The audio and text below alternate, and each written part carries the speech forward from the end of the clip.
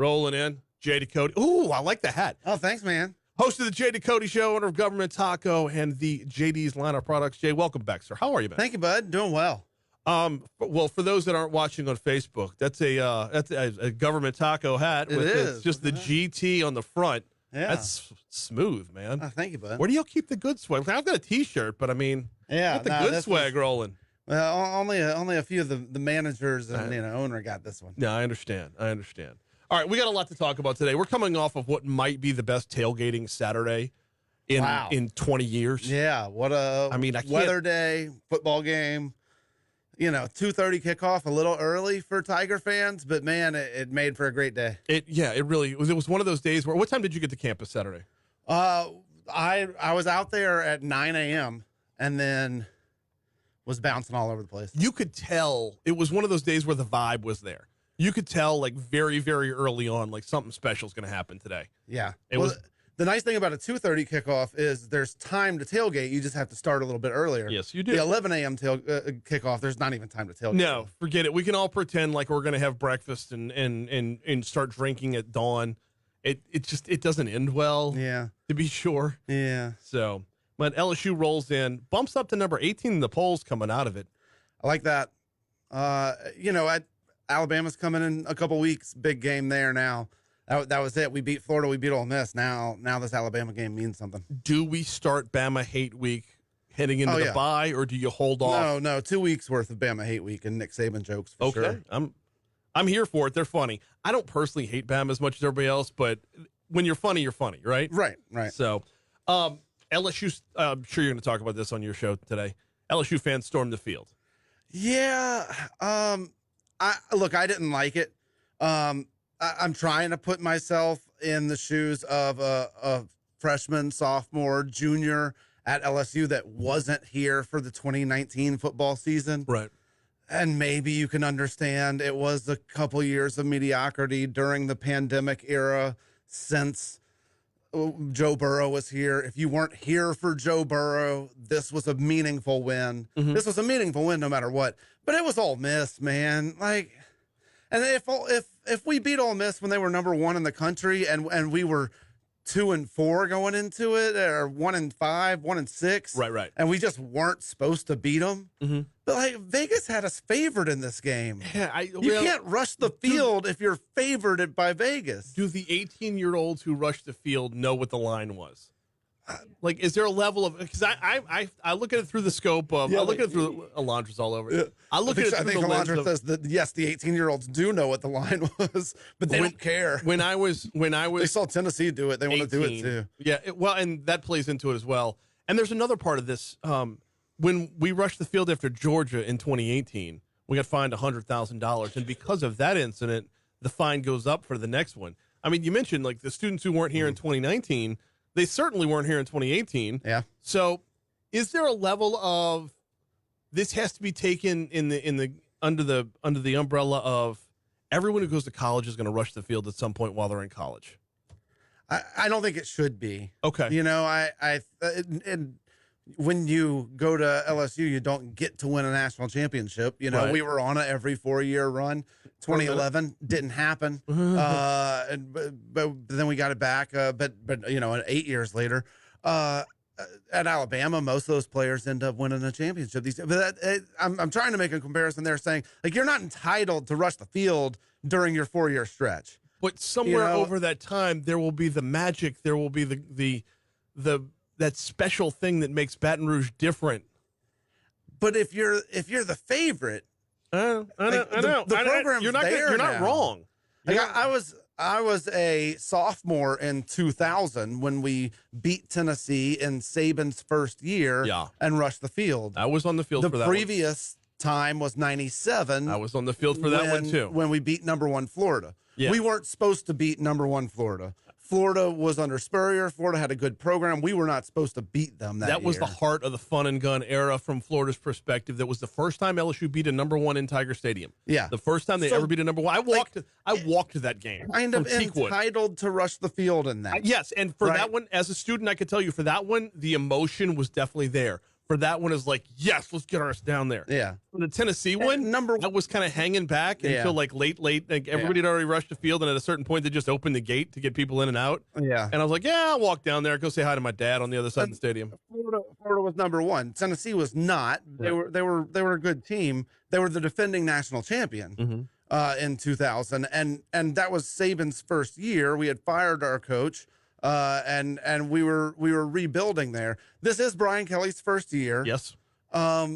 We had fired a coach. We brought in Brian Kelly. This was a signature win in Tiger Stadium. Yes. A top 10 opponent where we spotted them a 17-3 lead. Yeah, it was a hell of a comeback, and then we blew them out in the second half. No, it was after 17-3. It was perfection. I think maybe if it was like that Tennessee 2000 game where it was in overtime in front of the student section or something, okay, you rushed the field. Like it was an overtime win in dramatic fashion. We won by 25. You don't need to rush the field at that point. Right. If anything, you rushed the field at the end of the third. Right. We beat Ole Miss by 25. Like we could have taken a knee in the fourth quarter. It was 5 minutes on the clock, like we've done before against Ole Miss. I wonder if we do that, is the result different from the student section? Maybe. I don't know. Well, the goalpost didn't up in the river like it did at yeah. I mean, obviously there wasn't nearly the pandemonium that Tennessee had after beating Alabama, and deservedly so. Like Tennessee, you know, if you're going to rush the field, that's when you rush the field. Now you're in a spot where 2 weeks from now, if you rush the field against Alabama, if all the cards align, and I'm sure most of the students, if they're not really thinking ahead. But if they're thinking ahead, they're like, we got to do this now because we're not going to get to do it against Alabama. Like, if all the stars align and you go out and beat Alabama, do you not rush the field for that after rushing the field for this? Because comparatively speaking, everybody who's making the argument against rushing the field last Saturday is making it sound like you should expect it 2 Saturdays from now. If you were in favor of rushing the field against Ole Miss, you should rush it again if we beat Alabama. Right. But at that point, you've already you've blown we your should wad. not. You can't. Right. We should not do that. I'm there. I'm there with you. We got Jay Ducote in studio. There's no way we're not talking food, but we've only got 2.5 minutes left in this segment. Governor John Bell Edwards. Yeah, the Gov. Has declared statewide Red Beans and Rice Day. That's a good call. You know, on a Monday, that's important. It's got to be a Monday. Got to be a Monday. Right. You know, I love red beans and rice. One of my staples, a Louisiana classic. Nobody else seems to do it right. I've seen some atrocious red bean and rice videos out there, memes on social media and stuff like that, from other people thinking they know how to cook red beans and rice. We do it different in Louisiana, and there's a handful of different styles that you can find out there. But you know, good Cajun sausage and smoked meats and ham hocks and things like that, and just a low and slow process. That's why it was a Monday on wash day or something. You can just kind of let it go. Yep, let it sit all day long. And there's lots of ways to do it. I love doing red beans at tailgate parties. Just, you know, soak the beans the night before and then get out there and let them roll in the big cast iron pot for a couple hours, and then you feed the masses with red beans and rice. Great dish. Do you follow oh crud, where'd he go? Do you follow Devin Snow? Snow Lake John on TikTok? Yes. Greatest tradition in the world. Every Monday he's going to a different place in New Orleans. Every Monday. Getting like the fried pork chop and red bean special. Yeah. We see more of that up here in Baton Rouge. I would love for that to spread up here. There's a couple of places that do it right. Miss Stephanie does it right over at Zealand Street. There you go. But it's very few and far between up here. It's very secondary. A lot of those that he's checking out are really more like, you know, gas station plate lunch kind of places. I think you see a lot more of that in Lafayette for sure. A good bit in the greater New Orleans area. There's certainly some around Baton Rouge that you do see. I would like more of them. In the meanwhile, what's coming up on the show today? Today we're in studio, actually. What? I know it's kind of weird. We're in studio every day, but Friday this week we're at Soulshine Kitchen and Bar on Friday.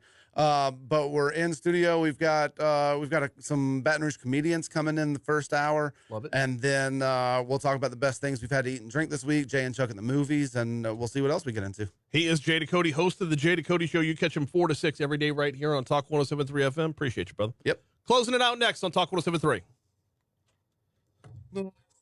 Very nice. So, statewide red bean and rice day. Yep. It was a top 10 ranked Ole Miss team. It was undefeated. Yeah, well, it's backloaded. Well, it's possible. It's possible that they're done winning. Yeah. It's possible they're done winning. They could end with 7 wins. Yeah. It was. Yeah, they just hadn't lost a game yet, and now they'll. And they beat them. And yeah, you're not rushing the field against Kentucky. Yeah. I don't know how much of that enters the mind of a student. I don't think it does, and that's what we saw, right? Is basically like half the student section rushed the field, and that was about it. Yeah. So that's kind of what I think too. I mean, I think it's something where it's almost like how do you train a student body that hasn't been there before, a fan base, but really it's the student section in this case, that like what the etiquette is on rushing the field. Right. And it's almost like the school almost has to say like, this is when it's acceptable. And it has to be a top 3 team. That's what it was like in 97 versus Florida. It has to be like, we are not favored. We are not expected to win. It has to, and if all that happens, like we're willing to pay the fine. Otherwise, don't rush the field.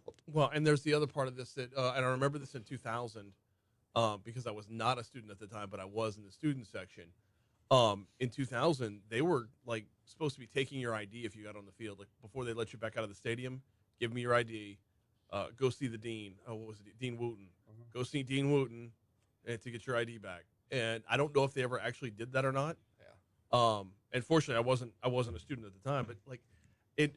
I remember when it in '97, the feeling was like, yes, my ass is going to be on the field. Yeah. In 2000, it was like, are we really doing this? Well, and that I'll walk. You had matured. You had we've done this already. I've done this already, and if I was a sophomore, I was on the field. My cousin and his friends that were freshmen in 97, right, that were there in 2000, they were the ones that stayed back and ended up taking the third row of Tiger Stadium, and that's where Third Row Tailgaters came from.